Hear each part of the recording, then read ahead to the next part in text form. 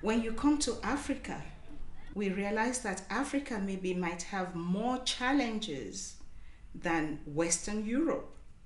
Basically, I can talk about Africa as being developing countries, and because they're developing countries with so much social unrest and poverty and male-dominated societies, the challenges are bigger.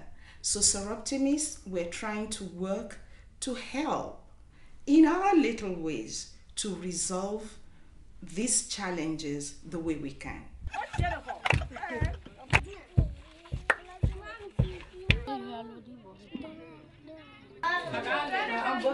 Soroptimists International of Europe is a big organization of 57 countries, of which 18 in Africa.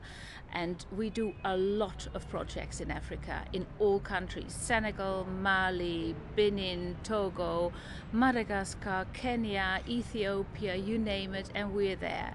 And we do that together with other Soroptimists. Soroptimists in Germany, in the Netherlands, in the Nordic countries, in France, in Italy, in Greece, in Turkey, and we all help each other. That's why we can do so many wonderful water projects in Africa. I try to work in a partnership, Europe, Africa. The Europeans work maybe for money, and our African sisters or Soroptimists work in their area, they themselves, for the development of their country. There's a lot of partnership between the European Soroptimists and African Soroptimists. Partnership not just in funding, but the bulk of it really is in funding, but in creating relationships also and friendship links. That's a great part of the Soroptimist movement. One of the projects that we have now is like water, and then we will digging wells for the women. I say for the women because they're the women and the children are usually the ones that have to go and fetch the water. So by digging a well close to where they live, so they don't have to spend many hours a day walking back and forth to fetch water, they can do something more with their life. And they can then take care of their family, they can take care of their children, and they can educate themselves and the children. What we do as water projects, for instance, is we dig wells, we restore wells, we make water pumps and place them so that people don't have to get the water from the well in a bucket. The good thing about all the water near the villages is that the women don't have to walk, because sometimes they walk for kilometers on end, and that takes a lot of time. So we see to it that there's water, and for everyone water is life. And because they've got water, they can make, for instance, market gardens. And the market gardens in those little villages make it worthwhile for the women to actually sell their products on the market. So they can, it's economic development. They can get money, and they can provide schooling for their children. Primary education for girls, that is one of the best projects you can ever do. So when a woman can read and write, and maybe also go on to other schools later, she is capable to make her own living. She's not dependent anymore on a family or on a husband who says yes or no, but she can really decide for herself and make her own living.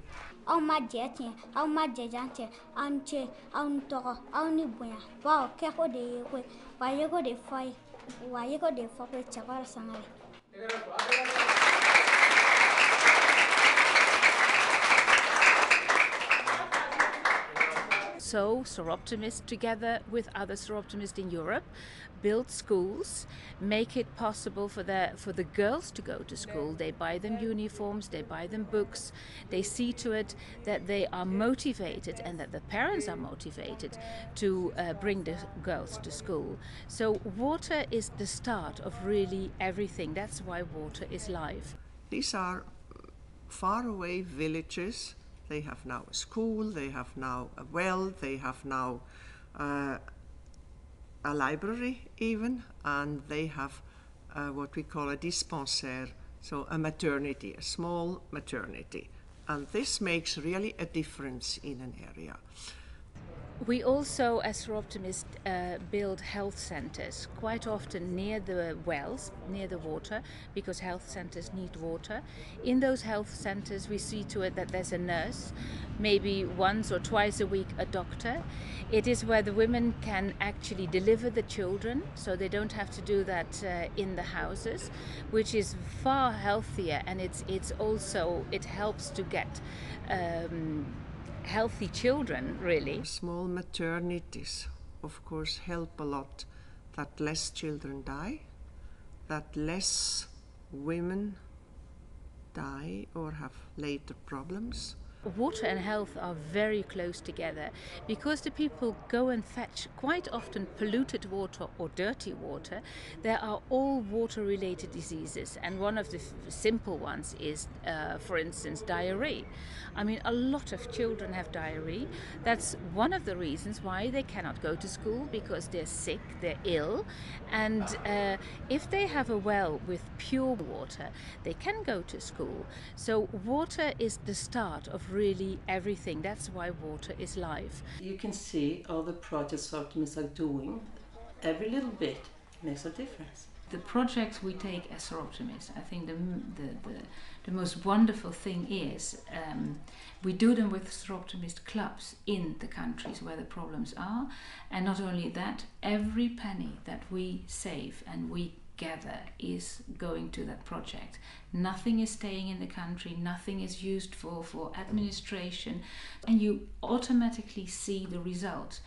You go, for example, to Senegal, you make a water well with the Soroptimists from Senegal, from Dakar in this case, and you get somewhere. You see that a group of people are being helped. It's maybe a drop, but if we have all these drops together, I think we will get quite a big stream.